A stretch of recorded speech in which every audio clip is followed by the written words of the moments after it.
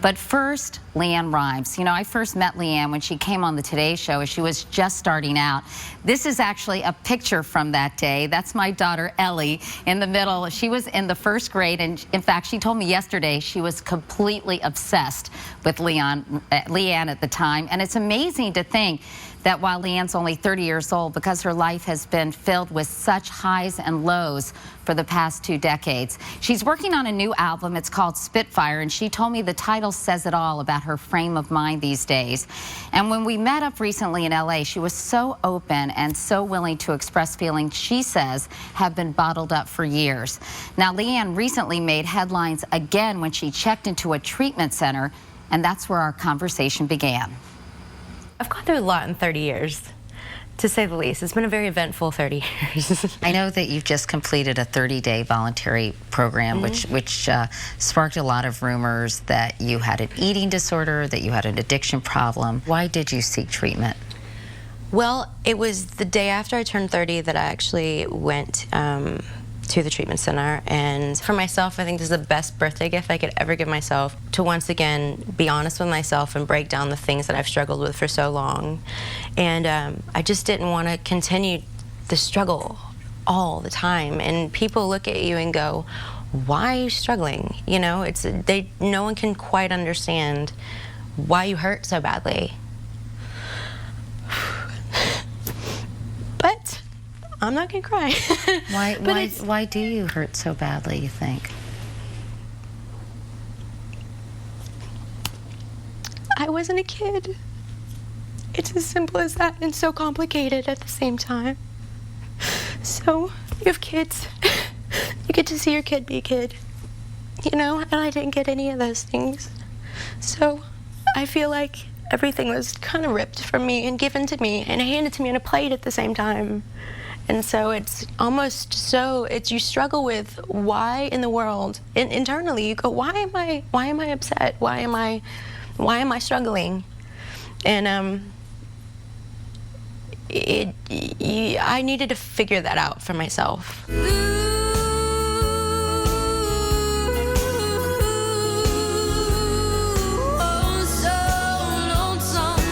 LeAnn was just 13 when her single, Blue, launched her as the youngest country music star to hit #1.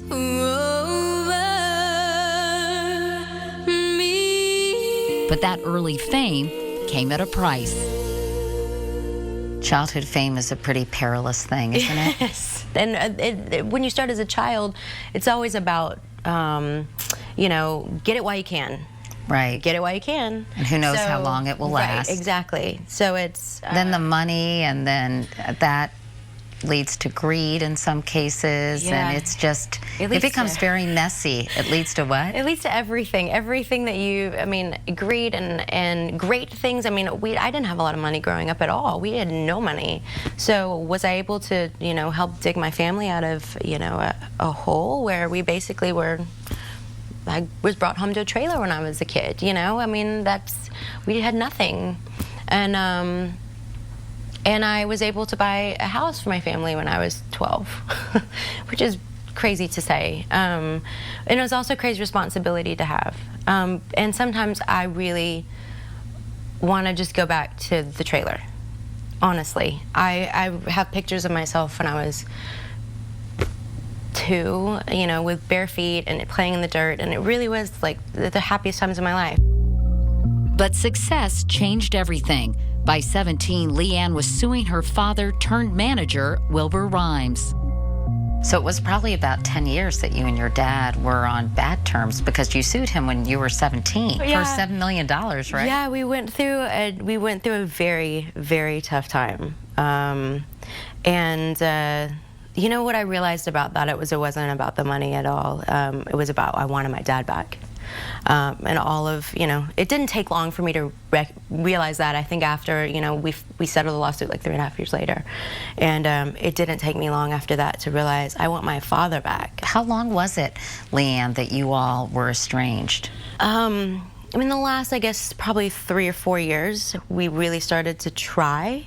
But there was a lot of resentment between everyone, to be honest, and a lot of honest discussions that needed to be had that had not yet been had. Honesty is something LeAnn seems to be in search of these days. Oh, my love, what have I done? As she tries to uncover her own truth.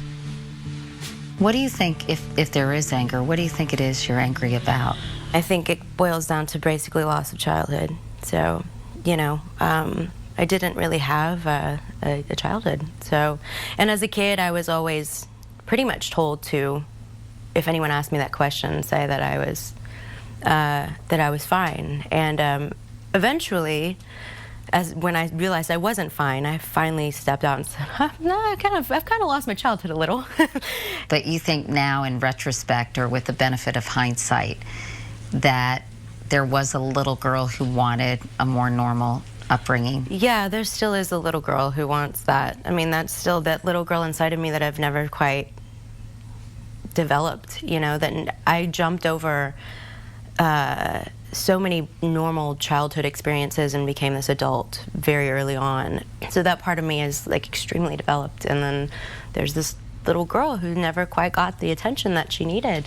And I'm giving her, I guess, that attention now in the way that I know how to do it. I read a quote that said you really like being in therapy. I just fell in love with, like, I loved being in that, and it felt great to have other people going through the same things, have that empathy and understanding, and to be there for someone else and have these people actually respect and love me for the help that I gave them emotionally, not because of LeAnn Rimes, but I actually made wonderful friends, lifelong friends there, and all because of what we gave each other. It just felt so liberating to just say things that I could never say and know that I was safe. And when we come back, LeAnn talks about the affair that turned her into a lightning rod.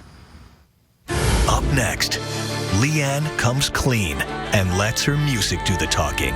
It was just a pathetic situation. It's like, LeAnn, how did you get yourself into the situation? I love this man, and he loves me. That's next.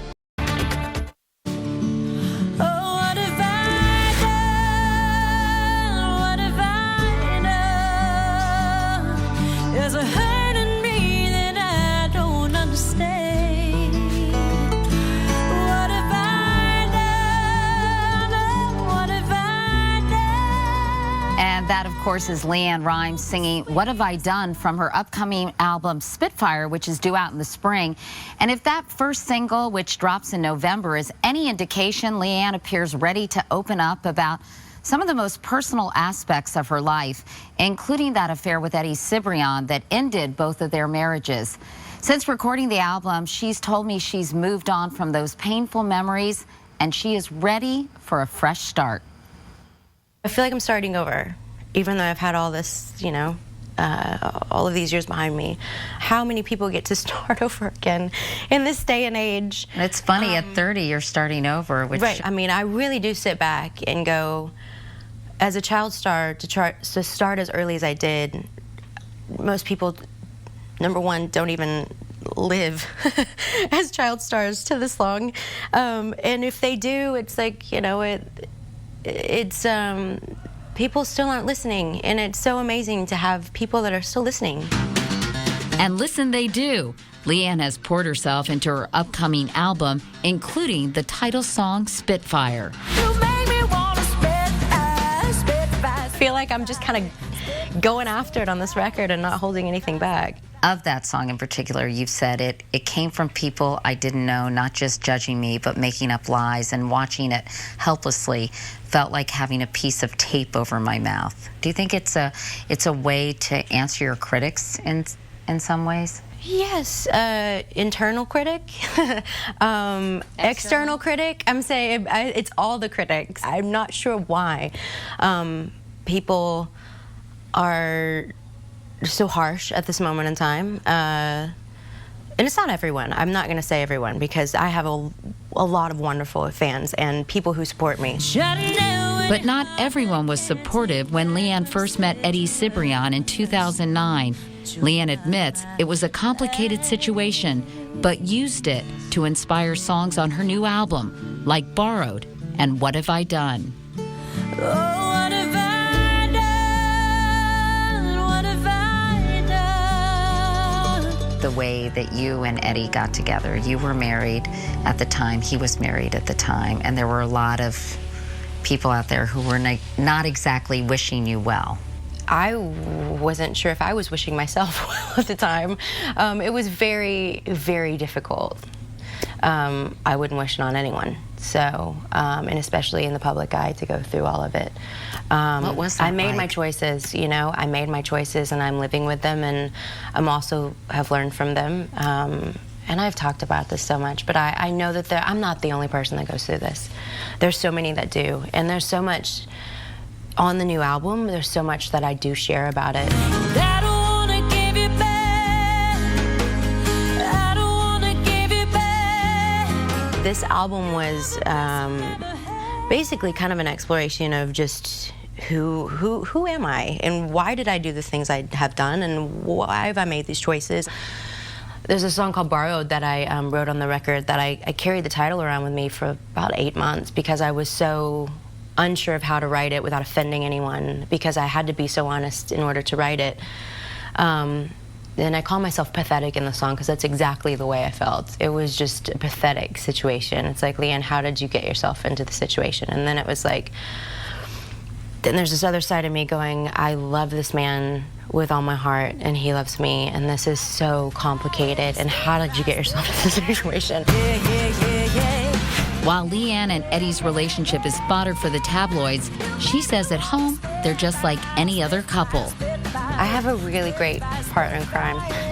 He's a sweetheart, and he's really, he's so kind and loving to me, and you know, we have 2 wonderful kids of his half the time, and I love them to death, and that's taken on a whole another thing for me. You're a stepmother. Well, yeah. How old are they? They're 5 and 9, so I play referee most of the time because they're both boys. Are like, but it's fun. It definitely keeps me grounded.